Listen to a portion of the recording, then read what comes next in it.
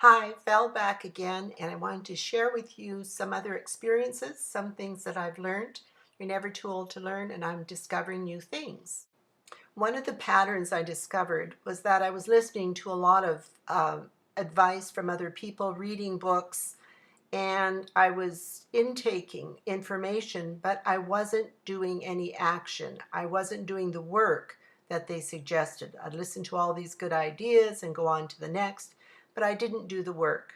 Well, just recently, I found an exercise in a book that I was reading, and I took the time to go through the exercise, and I discovered some things about myself. Before I get into it, I want to remind you that when I read a book, I only choose what is relevant to me. And that's the case with this book that I'm going to reference, that this really worked for me, this part of it. And I also tested the exercise on a few friends, and they were very successful. So I share this experience with you and hope that you will discover some things. Now, this exercise, you cannot watch the video through or it becomes totally ineffective. So please stop the video when you're asked to stop the video and do the work so that you come to the right conclusion about your own beliefs. I hope you are inspired to take this action. You will need a paper and pencil to do this exercise in self-discovery. You will also need about 15 minutes of quiet and privacy to do it. So, if you're interested, please stop the video now. This exercise has 3 parts, so you'll be stopping a couple of times. The first thing you do is to write the title, 7 Things I Would Like to Be Different. Take the time to think about it and write down the 7 things that you would like to be different in your life. If you could wave a magic wand, what would appear? What would disappear? Don't censor yourself and don't worry about whether these desires seem attainable or not. Simply ask yourself, how would my life be different if it could be? What would I like to change?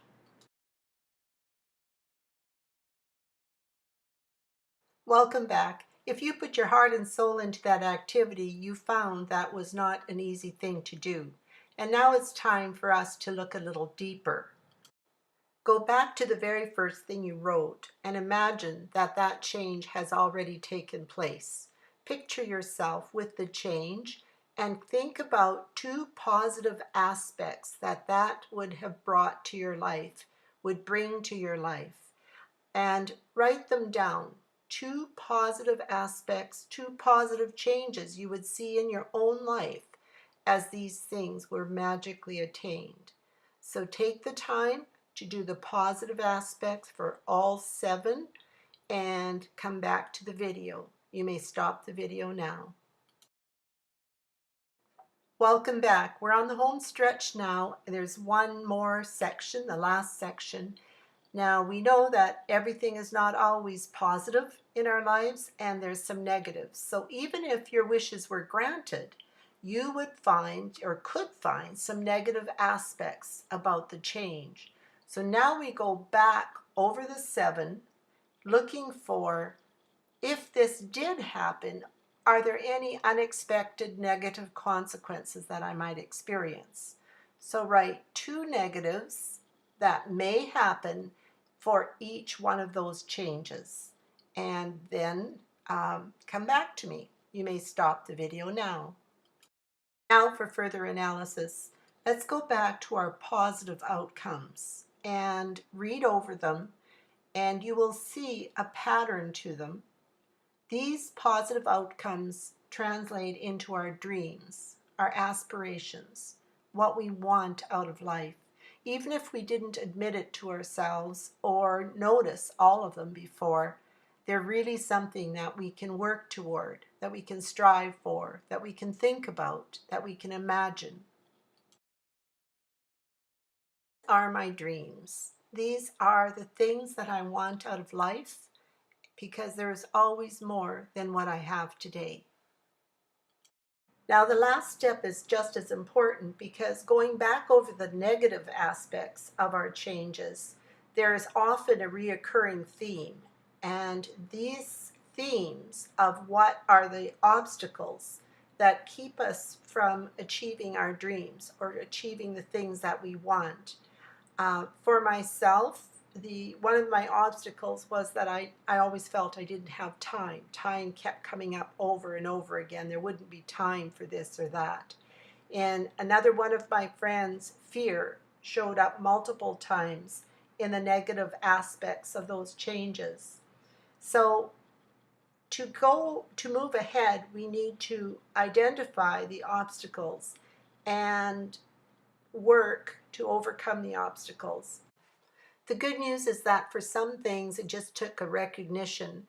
When I realized how much I was being held back by the fear of other people's disapproval, just recognizing that let me let go of that worry. Believing that I didn't have enough time to do things and kept putting off longer projects led me to just a little activity where for 4 days I stopped watching any TV or internet, and I simply did a lot of things and kept a record of all of the things I could do in one day. I was amazed. I could go for walks, I could read, I could play with grandchildren, and just the very exercise of changing what I was doing with my time was a really freeing experience. For many of us, or most of us, those obstacles that are in our way from achieving our dreams are just our beliefs. They're not physical obstacles, they are mental.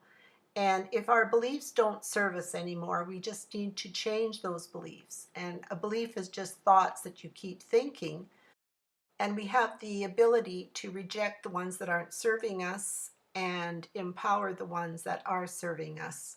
There's a lot of material on the internet and in books of reprogramming our thinking. It's a large topic and will take some time. So for now, I want to thank my subscribers and let you know that we'll be back again to discuss topics that are relevant to you.